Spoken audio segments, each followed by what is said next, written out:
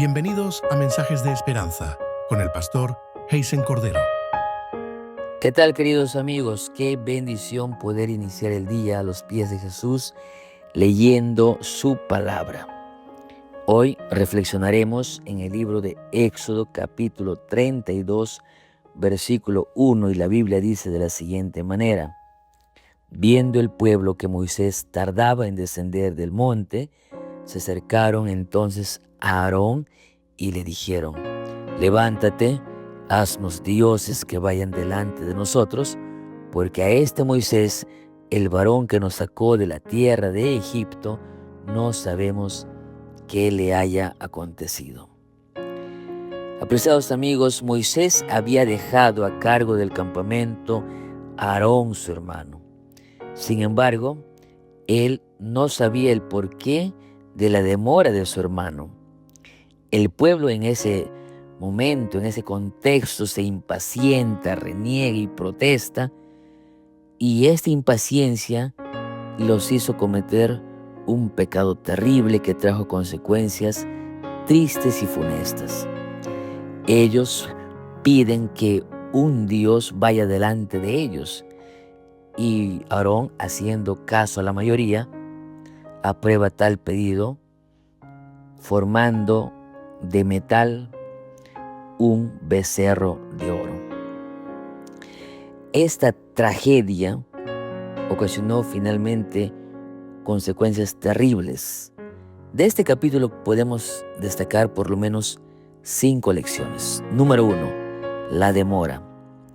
En los tiempos finales de la historia de la humanidad sucederá y sucede lo mismo. Muchos claudican su fe porque ven a la venida de Jesús muy lejana. Sienten que Jesús demora más de lo que dijo que lo haría. Mucha gente recurre en ese afán a la adoración secular muy distante a la Biblia. La segunda lección que podemos destacar es la democracia. Vemos un liderazgo pobre en Aarón. La democracia resulta interesante y atractiva, pero cuando ella se sobrepone a los principios bíblicos, resulta satánica. Así de sencillo, hermanos.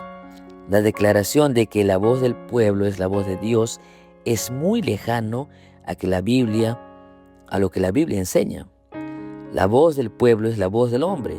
La voz de Dios solo se manifiesta en expreso en la Biblia. En tal sentido, Aarón mostró un liderazgo miedoso al pedido de la mayoría e hizo lo malo sabiendo hacer lo bueno. Aarón representa a los líderes permisibles, bonachones, capaces de rebajar los principios simplemente para agradar a las masas. Una tercera lección que encontramos aquí tiene que ver con la idolatría. La palabra hebrea usada por Dios en este contexto es Elohim. Elohim se traduce como dioses, tal como sucede en Génesis 1:1.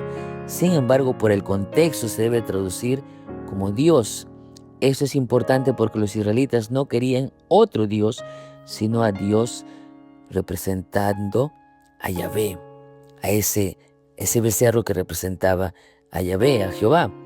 Ellos querían tener un Dios representado en un ídolo, al Dios Yahvé en un ídolo. Los 430 años en Egipto había calado mucho en la adoración de los israelitas, que vieron necesaria una imagen, una estatua para que los represente en su fe. Triste. En cuarto lugar, el secularismo. Aunque la idolatría es de por sí terrible a la luz de la Biblia, la adoración secular a Dios es aún más terrible por lo que implica: holocaustos, alaridos, danzas, desenfreno. Entonces, el secularismo no es nuevo. La adoración extrema, famosa hoy por hoy, y la corriente en boga conocida como la iglesia emergente, está interesado en que las iglesias tengan un sistema de adoración donde todo está permitido, siempre en cuando te acerques más a Dios o sientas una comunión o conexión especial. En quinto lugar, una quinta lección tiene que ver con que Dios traerá juicio.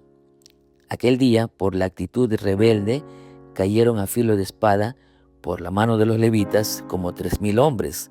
Versículo 28. Toda adoración, amigos, tiene su pago. Seremos juzgados por el tipo de adoración que le rendimos a Dios.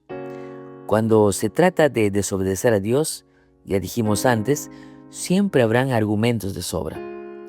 En el caso del pueblo, Moisés tarda y no sabemos nada de él.